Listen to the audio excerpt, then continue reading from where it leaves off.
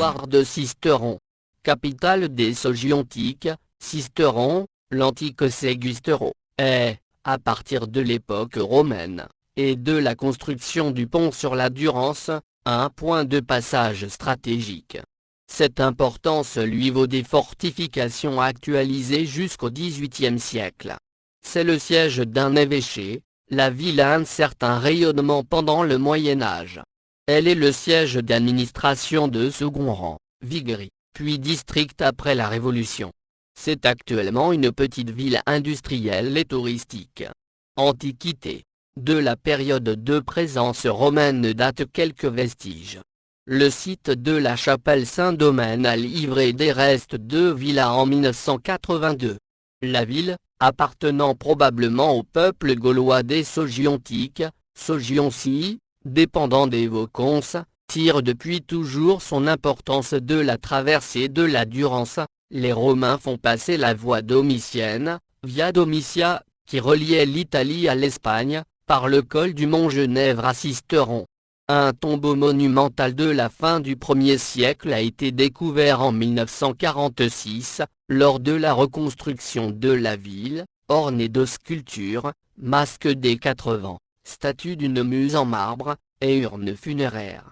La ville est élevée au rang de civitas de la province des Alpes-Maritimes, entre le IIe siècle et la fin du IVe siècle, et devient siège du diocèse de Sisteron au Ve siècle. Le premier évêque connu, apparaît en 449. Moyen Âge. Au Moyen Âge, la ville est une place forte des comtes de Forcalquier, au XIe siècle, puis propriété des comtes de Provence, elle est pour ces derniers la frontière du Nord. Elle reste cependant un lieu de passage important sur la Durance, c'est ainsi à Sisteron, que l'on signale les premiers Roms en France, en 1425.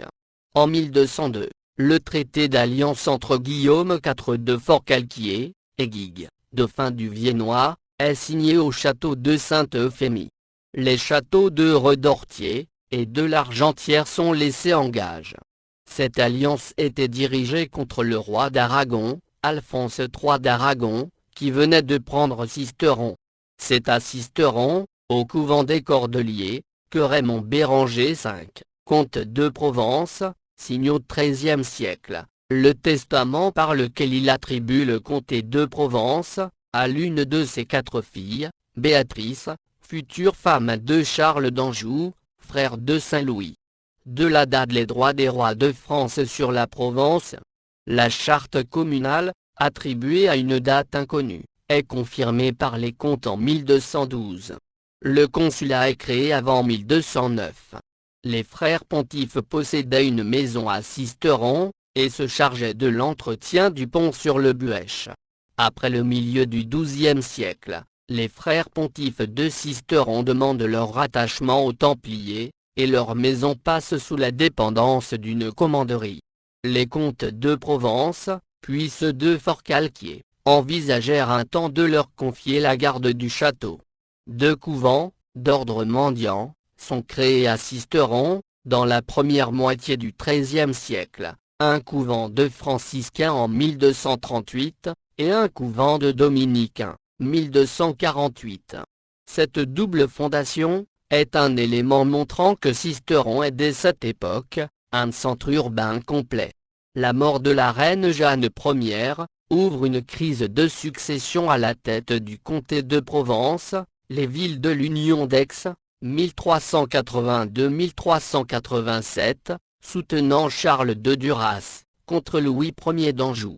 La communauté de Sisteron en fait partie, puis prête hommage au fils de Louis Ier, Louis de d'Anjou en 1386.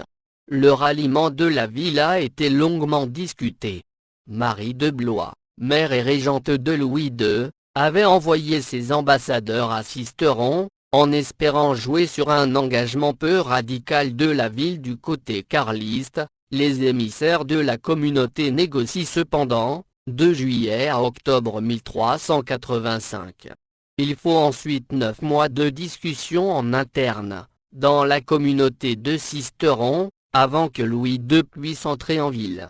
En soutenant les Angevins, Sisteron s'oppose ainsi à Barcelonnette, carliste et ennemi traditionnel. Une trêve est conclue le 10 septembre 1387. D'un autre côté, dès que le bruit court que Sisteron se rallie à la cause angevine, une dizaine de seigneurs, plus ou moins proches, basculent avec la ville, ce qui confirme son rôle stratégique. La communauté de la Baume, qui comptait 35 feux au dénombrement 2315, est fortement dépeuplée par la crise du XIVe siècle, la peste noire et la guerre de Cent Ans, et annexée par la commune de Sisteron, au XVe siècle. Léguée en 1483 à Louis XI, la Provence rejoint le royaume de France. Temps moderne. La citadelle est la ville vers 1640, à l'époque de l'incarcération de Jean Casimir de Pologne. De 1562 à 1594, les guerres de religion voient les protestants et les catholiques se disputer la ville et sa forteresse qui contrôle le seul pont sur la Durance. En février 1562, la moitié des protestants de Forcalquier se réfugient à Sisteron. Après les premiers incidents qui voient les protestants saccager la cathédrale, briser son clocher et ses orgues, ainsi que les couvents des Cordeliers et des Dominicains, la ville est assiégée par les catholiques de Sommerive, lieutenant général du roi, en juin 1562. Elle est défendue par son père, le comte de Tende, Paulon de Mauvent, Furmeilleur, et 5000 hommes. Les chefs protestants s'enfuient de nuit, et la ville est prise le 6 septembre, la garnison est massacrée et les protestants expulsés, ils se réfugient à Lyon. Après l'édit de pacification d'Amboise, mars 1563, ils sont reconduits sous escorte, armés par le comte de Tende, gouverneur de Provence, et Paulon de Mauvent, capitaine protestant. En 1567, la ville est à nouveau assiégée et prise par les protestants. Les catholiques Carçay et Sommerive échouent à la reprendre, mais les protestants le restituent cependant. De la même façon, au printemps 1585, les ligueurs tentent un coup de main contre la ville, sans succès. C'est alors que Jean Sarrazin est chargé de renforcer la place, et construit la citadelle actuelle, de 1589 à 1612. À l'été 1617, les habitants se soulèvent contre l'autorité royale. Dans un contexte difficile pour le pouvoir, régence de Marie de Médicis, les nouvelles taxes provoquent de nombreuses éruptions de violence dans la région, contre les piquets installés pour les percevoir. À Sisteron, qui est alors la porte d'entrée en Provence pour de nombreux produits, parfois indispensables pour Marseille, la tentative d'un huissier de poser des barrières, afin de taxer le passage de denrées provoque un premier soulèvement. Un conseiller du roi, accompagné d'un adjoint, est envoyé pour imposer des règles de contrôle au commerce passant par Sisteron. Leur arrivée provoque un attroupement, la foule les suivant jusqu'à leur auberge. Les consuls de la ville leur demandent alors de quitter la ville, et leur refus entraîne la prise d'assaut de l'hôtellerie. Le conseiller est battu à mort par la foule, et son corps jeté sur un tas de fumier. La population prend les armes, et le gouverneur de la citadelle ne peut rien faire pour rétablir son autorité, tout comme le lieutenant de sénéchaussée. Le 28 juillet, ordre est donné à toutes les troupes de la province, de converger vers la place forte. Les meneurs et les consuls prennent alors la fuite, ce qui met fin à l'insurrection. La répression est sans pitié, les deuxième et troisième consuls sont exécutés, le substitut banni, le capitaine du guet condamné aux galères à vie. Les rebelles issus du peuple sont tout aussi sévèrement punis, l'un des meneurs a le poing droit coupé, puis est brûlé vif, 5 autres sont roués, 21 rebelles sont pendus, un autre envoyé aux galères. La communauté est aussi touchée dans ses symboles, tous ses privilèges sont révoqués, l'hôtel de ville est rasé, une forte amende lui est imposée, et se taira. La réforme avait connu un certain succès à Sisteron, et malgré les guerres de religion, une communauté protestante s'était maintenue. Au XVIIe siècle, elle continue de célébrer le culte dans son temple, grâce à l'édit de Nantes, 1598. Mais les pressions de toutes sortes, venues du Parlement et de l'évêque, entraînèrent sa disparition, avant le début du règne personnel de Louis XIV, 1660. L'épidémie de peste de 1628-1630, touche Sisteron, apportée soit par un muletier transportant du chanvre, soit par le régiment de Picardie. La fosse contenant des corps passés à la chaux, découverte en 1938 au pont du Gournat, doit dater de cette épidémie. Sur l'ordre de Richelieu, le prince Jean-Casimir de Pologne est accusé de complot contre la France et est enfermé en 1639, dans le donjon de la citadelle. C'est le début de la carrière de prison politique de la citadelle. En 1720, pour empêcher l'extension de la peste de Marseille, un cordon sanitaire est établi sur le Jabron. Des barrières gardées par des soldats du régiment de Poitou sont placées sur les ponts du Jabron et du Gournat.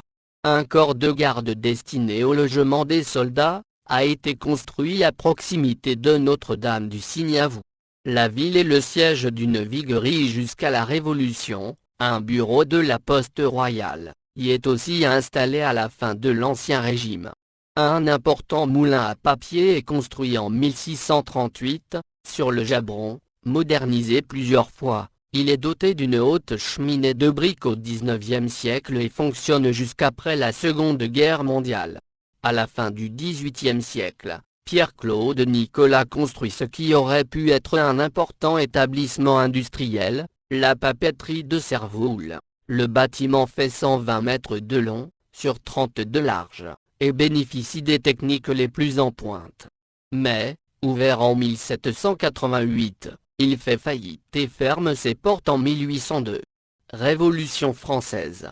Peu avant la Révolution française, l'agitation monte. Outre les problèmes fiscaux présents depuis plusieurs années, la récolte de 1788 avait été mauvaise, et l'hiver 1788-89 très froid. L'élection des États généraux de 1789 avait été préparée par celle des États de Provence de 1788, et de janvier 1789, ce qui avait contribué à faire ressortir les oppositions politiques de classe, et à provoquer une certaine agitation.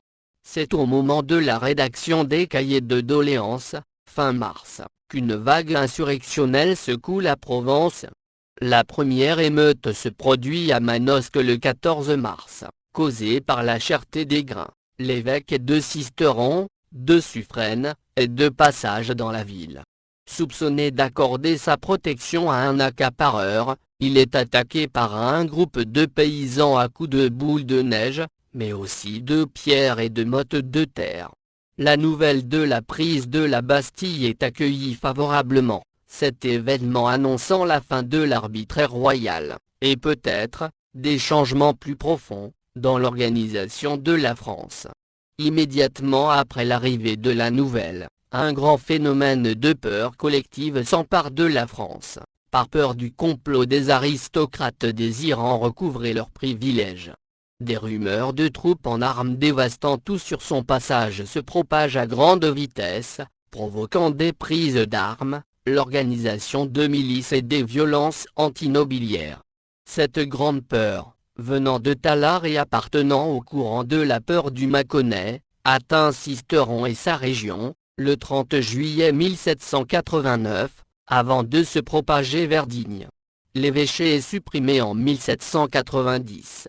La création d'une société patriotique est proposée en avril 1791, puis rapidement dissoute sur l'intervention des réactionnaires, 22 mai, avant d'être recréée un an plus tard.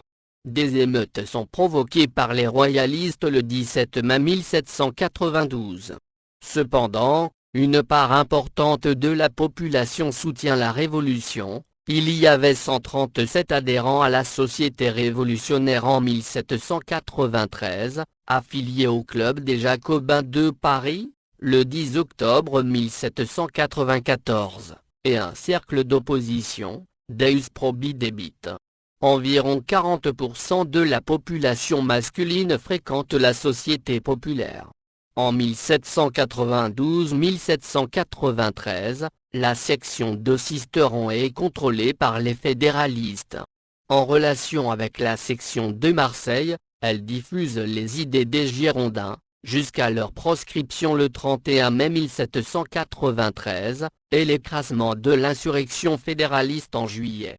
Le 5 Frimaire en 3, la société patriotique est épurée par le représentant en mission, Gauthier. De 1790 à 1800, la ville est le siège du district de Sisteron. Le coup d'État du 2 décembre 1851, commis par Louis-Napoléon Bonaparte contre la Deuxième République, provoque un soulèvement armé dans les Basses-Alpes, en défense de la Constitution. Après l'échec de l'insurrection, une sévère répression poursuit ceux qui se sont levés pour défendre la République. 42 habitants de Sisteron sont traduits devant la commission mixte, la majorité étant condamnée à la déportation en Algérie.